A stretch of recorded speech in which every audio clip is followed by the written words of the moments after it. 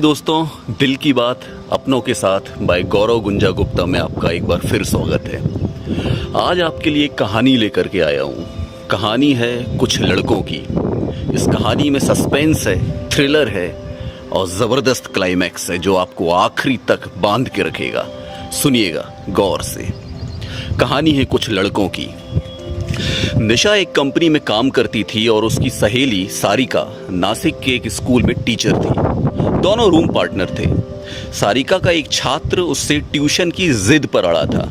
ना करते करते एक दिन सारिका ने हाँ कर ही दिया और अगले दिन से वो शाम को ट्यूशन पढ़ने आने लगा।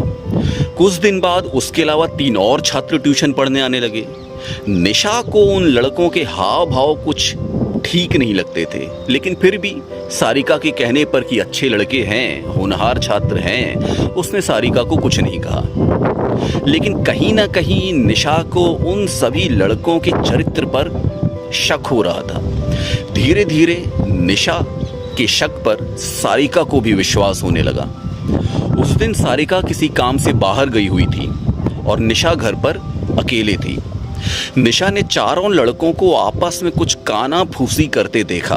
उसने सारी बातें रात में सारिका को बताई।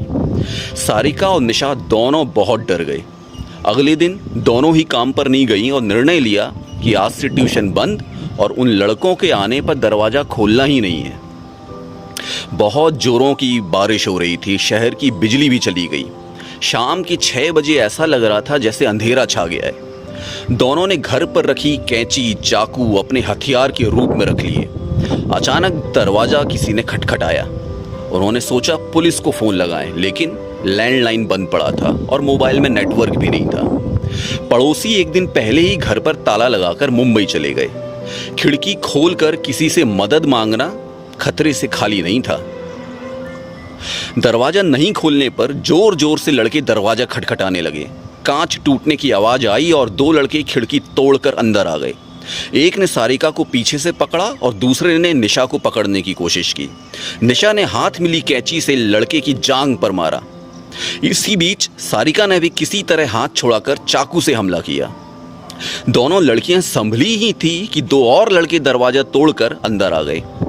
उन दोनों के पास बड़ी सी कटार थी। चारों ने मिलकर निशा और सारिका को बांध दिया। इतने में बाहर से कुछ और लोगों के कदमों की आवाज सुनाई दी। उन लोगों के मोबाइल की फ्लैशलाइट निशा की आंखों पर पड़ी और फिर बंद हो गई।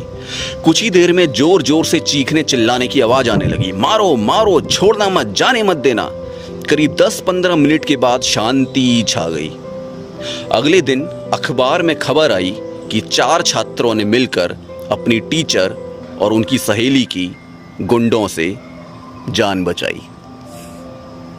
Thank you. सुनते रहिए, देखते रहिए दिल की बात अपनों के साथ by Gaurav Gunja Gupta. Thank you.